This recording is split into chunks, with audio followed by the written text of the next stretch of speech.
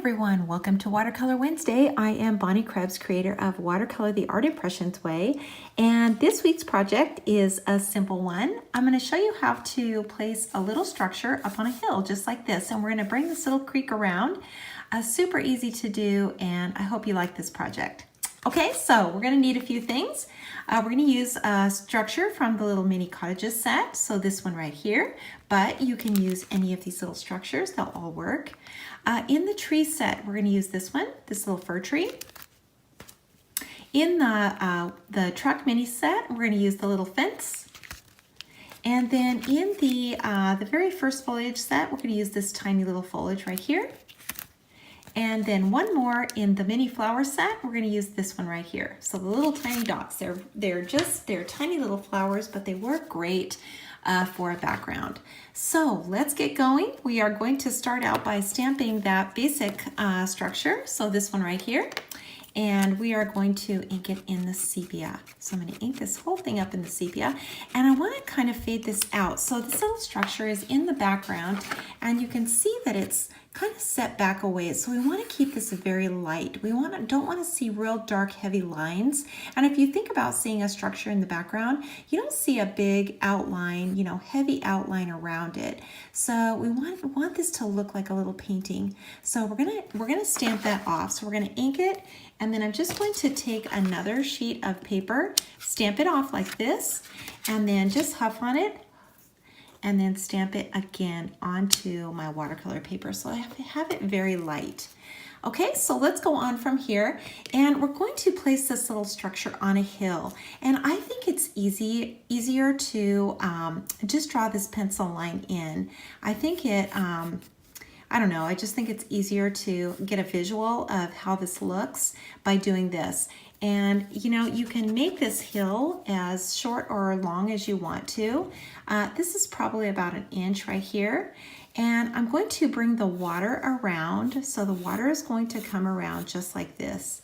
And then back in here, there's another little hill. So if you pencil this in, you kind of have an idea of where you're going to place the stamps. So here's our little hill, here's the water coming around, and this little area back here where the fir trees are. Okay, so now that we've kind of got a plan, we can go ahead and add our fir trees in. So I'm going to stamp those, and I'm going to use two colors. So I'm going to start out with the olive green. So I'm just getting a nice mix of color on this, and I'm coloring the tree trunk as well. Okay, so I'm going to ink this in the 72 pine green now, right on top of it, and I'm going to do the center one first. So right here, and then back a couple more in there like this. Okay, so let's go ahead and ink that one more time, and this time I'm just going to use the 72. I'm not going to use the tree trunk. So just the fir tree only, and stamp it kind of in the back just like this. Okay, so let's go ahead and add water to that now. So I'm going to dip my brush in water, pinch it off, and just dab at this.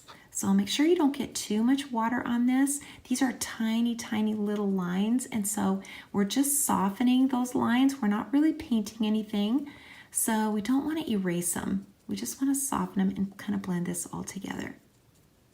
And just kind of jump your brush around, work your way around just like this. These little ones that are in the background, they're going to be very light. So don't be afraid to kind of spread that color around too. So you've got color on your brush, so go ahead and just kind of mix it around a little bit. And now we're going to dip our brush and pinch it off, and we're going to just blend these little tree trunks out. So we're kind of creating some more foliage in the foreground. So we're just kind of softening that and kind of blending it all out. Okay, so let's go on to the next side over here. We're going to do the same thing and just soften these little lines. Jump your brush around just like this. Super easy. And you still want to see some, white spots in there, so you don't want to color this all in solid.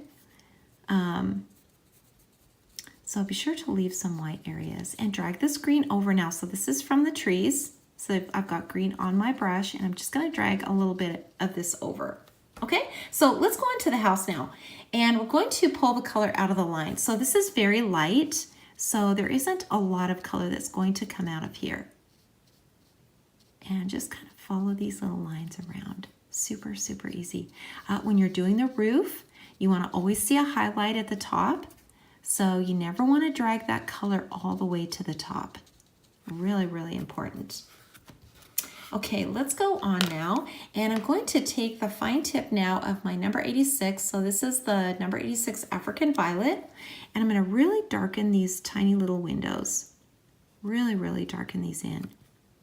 And, you know, just add a little detail in on the sides. So we can see the little window panes here.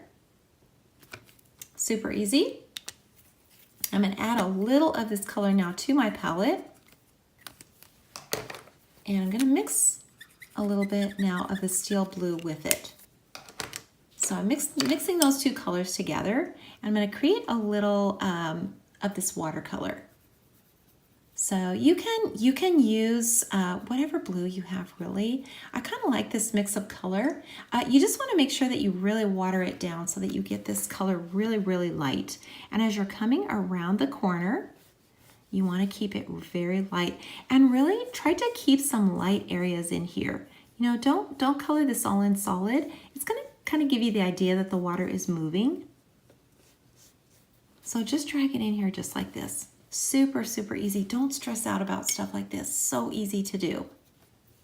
And then let's add some of the same color now into the sky. The same really pretty blue. Keep it really light. You know, if you think the color is getting a little too dark, just dip your brush in water and just kind of wash it out. Just wash it out. Let's add a little bit more over here in this area.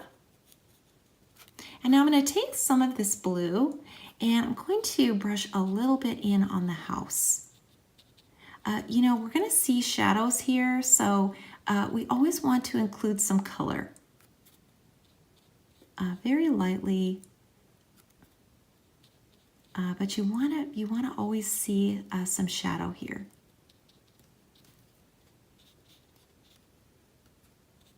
And we can put a little bit onto the ground here also, so just like this. And then let's darken in the roof. And I'm just going to take a little sepia now and mix it with my pine green. So we're just keeping these colors really, really light. You know, the whole goal is that this looks like a little painting, so that's what we're going for. And this is in the background, so we're not going to see any harsh colors, any harsh dark lines. So very, very light. Let's go ahead and add some color now to the little doorway. I'm going to use the number 6 brown, just the fine tip, and I'm just going to color this in. Kind of brightens everything up a little bit. Add a little bit to the chimney as well. And I've washed out a little bit of this line here, so I'm going to take my fine tip. This is a fine tip of the number 72, and I'm just going to drag this line back in. So you can see it's very, very light in here, but it really looks three-dimensional because we've got some shadows going on here. You could add a little more detail in here actually, if you wanted to. You could take that fine tip and just lightly make a few little lines in the roof line just like that. Okay, so let's add some green now to our palette. So just like this. And I'm going to brush in a little more green now onto this hill. So just a little bit in here, just like this. Just a little background. And I'm going to mix some of that now with the blue and get some of this back in here. That's a little dark, so I'm going to wash it out.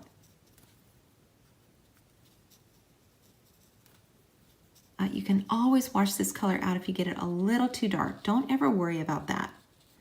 So we're trying to get some, you know, background in here, little mountain range or something very, you know, subtle back in the background. So you can see I just washed that right out. No problem. Okay, so let's go ahead and put our foreground in, and we're going to do that with this small foliage. And we're just going to ink part of it. So I'm using the 72 again, and I'm just going to ink this top little corner right here. And I'm just going to stamp it a few times, 3 times maybe. I'm going to do it again. And let's just do it one more time right over here. And I'm going to ink just the edge and get this area right over here. And then I'll just dip my brush, pinch it off, and just blend. This little foliage works so well for this type of thing because you need this, it kind of looks like ground cover, really small leaves, and you've got to have that really tight little image with this tiny, tiny foliage in the background. So just dab. Remember, we're not painting anything. We're just kind of blending what we've already placed on here, just what we've already stamped. And we've got a really nice ground cover here. So we're going to come back over here and do the same over here. And just blend all this in. Super easy.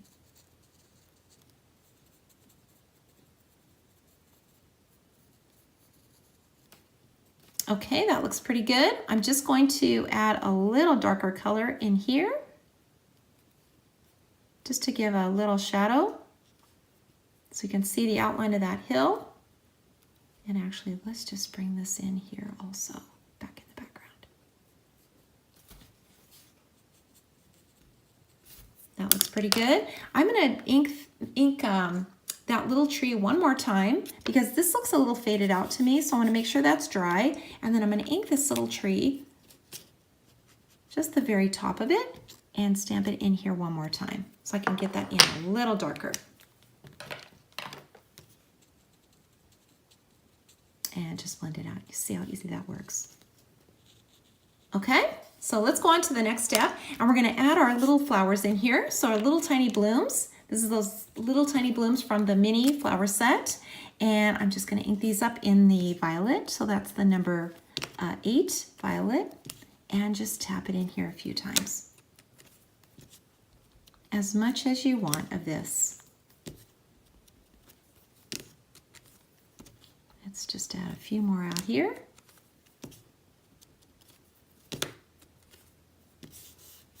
And we can put a few up in here as well. And if you like that, more detailed look, you don't even have to add any water to this. Totally up to you.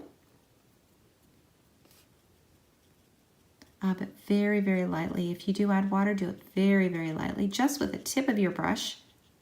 We still want to see those little details, but we just want to soften it up.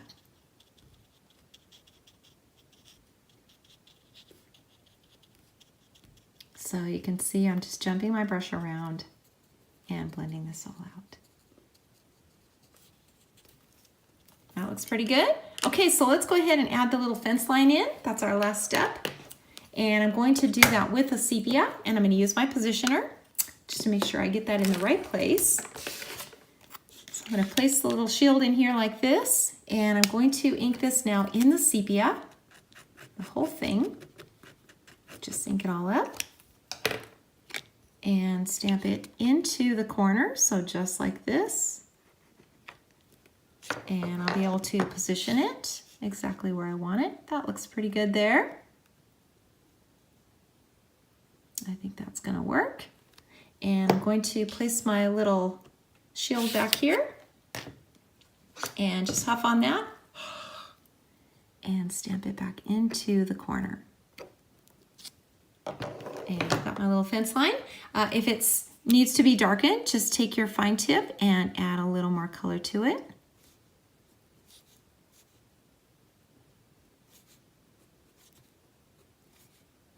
Just like this, super easy. And you really don't have to do anything else to it.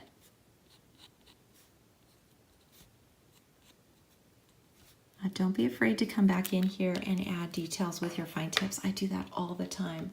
And then take your eraser and just take out all these pencil lines that you just drew in. Make sure your image is dry before you do this. So make sure everything is completely dry.